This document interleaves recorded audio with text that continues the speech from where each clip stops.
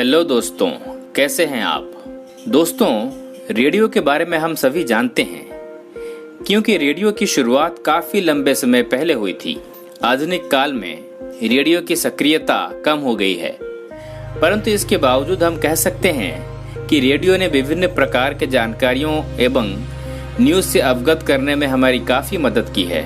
कई बार हमारे मन में सवाल उठता है कि रेडियो का आविष्कार किसने किया, तो हम बता दें कि इस वीडियो में हम रेडियो का आविष्कार किसने किया और कैसे हुआ के ताल्लुक से आपको जानकारी बताएंगे। तो आप हमारे साथ वीडियो के आखिर तक बने रहिए।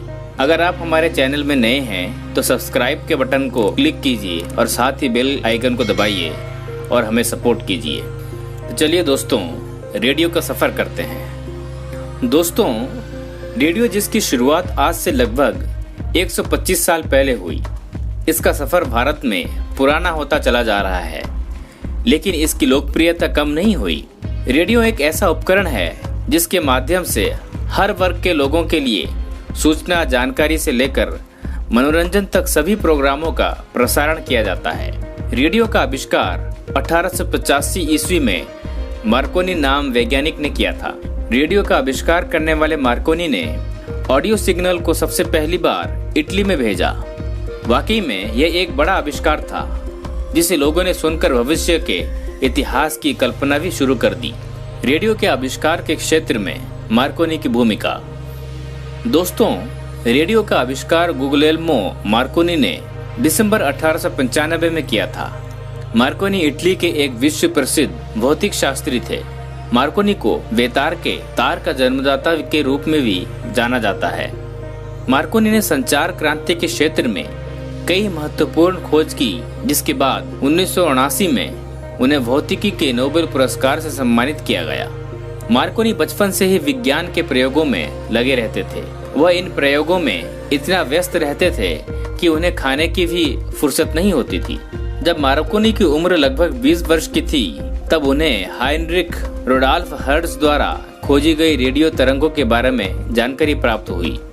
उसी समय से उन्होंने सोचा कि वह इन तरंगों को संदेश ले जाने के लिए भी प्रयोग करेंगे। उस समय संदेशों को तार की सहायता से मोर्स कोड प्रयोग में लेकर भेजा जाता था। मार्कोनी की सफलता का विस्तार। मार्कोनी ने रेडियो के क्षेत्र में काम करना शुरू किया। मार्कोनी ने बेतार के तार द्वारा एक स्थान से दूसरे स्थान तक अपने संदेशों को भेजने वाला एक उपकरण दुनिया के सामने लाया। सफलता मिलने के पश्चात गुगुलेल्मो इस क्षेत्र में और बढ़ते गए। सन 1897 में वे 12 मील तक रेडियो संदेश भेजने में सफल हुए। इस प्रकार मार्कोनी का नाम पूरे देश में छा गया। मानव का चिरसंचित सपना बिना तार के ही संदेश भेजने वाला यंत्र का निर्माण हो गया। इसके पश्चात मार्कोनी ने अपनी company the wireless telegraph and signal company भी आरंभ की, जिसके बाद में मार्कोनी कंपनी के नाम से भी जाना गया। मनोरंजन के रूप में रेडियो का आविष्कार। रेडियो के आविष्कार के पश्चात मनोरंजन के रूप में रेडियो का प्रचलन बहुत अधिक बढ़ गया था। रेडियो की मांग वक्त के साथ बढ़ती चली जा रही थी। घरों का एक कोना रेडियो के लिए सुरक्षित रखा जाने लगा। उस समय के रेडियो काफी बड़े व भारी भरकम के होते थे। आवाज भी इतनी कम होती थी कि कुछ दूर तक ही सुनाई देती थी। इसी प्रकार रेडियो का दायरा और बढ़ता गया। साथ ही रेडियो सिलोन का भी प्रसार होने लगा। सिलोन की लोकप्रियता के कारण ऑल इंडिया रेडियो की नई राह खोजनी पड़ी। वो राह विविध भारती का राह था। रेडियो से जुड़े हुए महत्वपूर्ण तथ्य। दोस्तों, विश्व में पहला रेडियो स्टेशन साल 1918 में न्यूयॉर्क से प्रारंभ हुआ था। दोस्तों, दुनिया में सर्वप्रथम रेडियो प्रसारण 24 दिसंबर 1906 को कैनेडियन वैज्ञानिक रेगिनाल्ड फेसेंडेन ने किया था।